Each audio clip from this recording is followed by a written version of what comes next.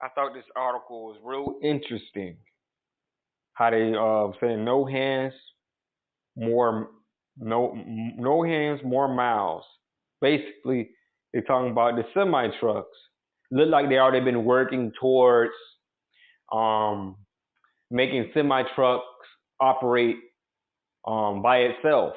It would kind of remind me of the scene with the Simpsons when the robot corrected um, the miss corrected him when he was about to when he fell asleep on the steering wheel, basically.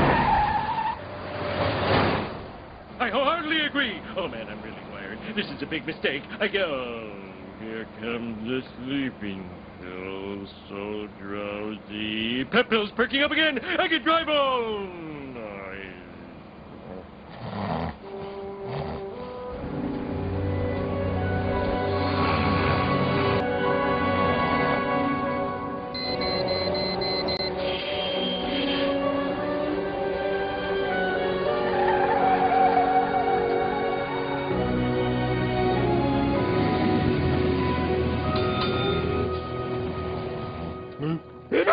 Oh, I fell asleep at the wheel.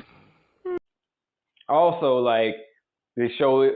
It's a clip I'm gonna show you that they been working on this thing. They want it to be basically a self-driving semi truck. So therefore, it's gonna be a cut. People gonna lose their jobs for in driving. They see these CDLs. There's gonna be less drivers. They figure they're gonna get more out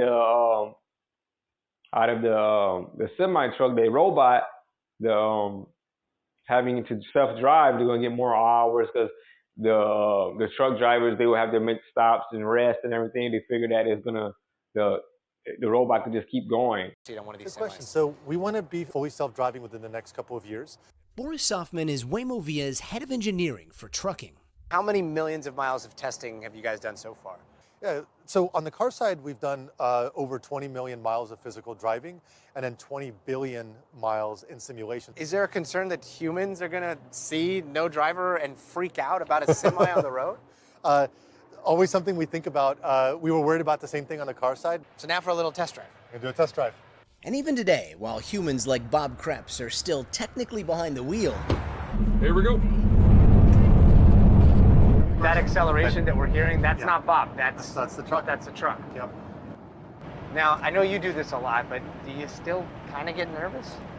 I don't get nervous because Bob's here. I trust Bob with my wife here, so I don't get nervous. right now Google's self-driving company Waymo Via and several others are using safety drivers like Bob to supervise what are basically big rig robots. And if you look closely, you can see he's not always touching the wheel. Instead, the semi can navigate by itself using a guidance system of 28 cameras and a whole slew of radar sensors that map the immediate area and can peer over a half a mile down the road. How many objects can this detect at one time?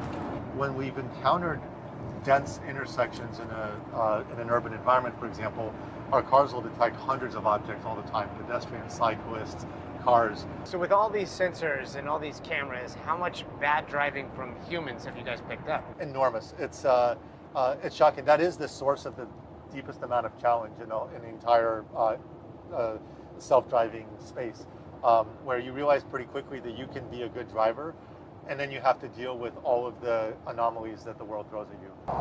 Waymo says right now their biggest hurdle is planning for unpredictable human drivers. For Bob, It operates for itself. It works on its own. They already got an electric semi truck already. But the main goal is to have no driver.